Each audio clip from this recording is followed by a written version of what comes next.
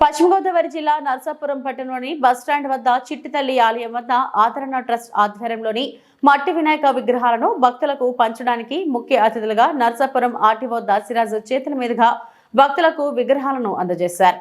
ఈ సందర్భంగా ఆయన మాట్లాడుతూ మట్టి వినాయక విగ్రహాలను పూజించాలని ప్రభుత్వం కూడా ఆదేశాలు జారీ చేశారన్నారు. మనకు కాలుష్యం లేకుండా ఉండాలంటే మట్టి వినాయకుడిని పూజించాలని ఆయన కోరారు. కార్యక్రమంలో MRO Satyanarayana, Narsapuram town SI Muthyalarao, ఆదరణ ట్రస్ట్ అధ్యక్షులు బొడ్డు భగవాన్, ఆదరణ ట్రస్ట్ సభ్యులు పాల్గొన్నారు.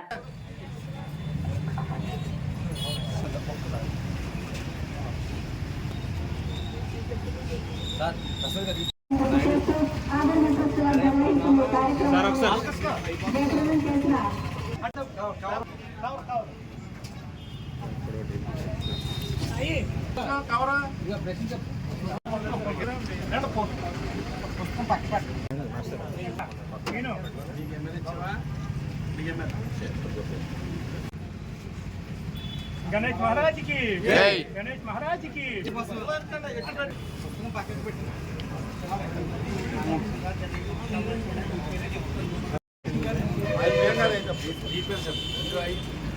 అందరికీ రానున్న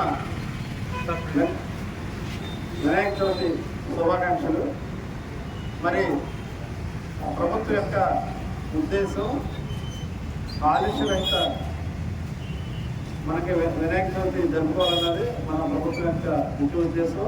మరి అందులో భాగంగా ఇప్పుడు మనకి ఆదరణ చారిటబుల్ ట్రస్ట్ మరియు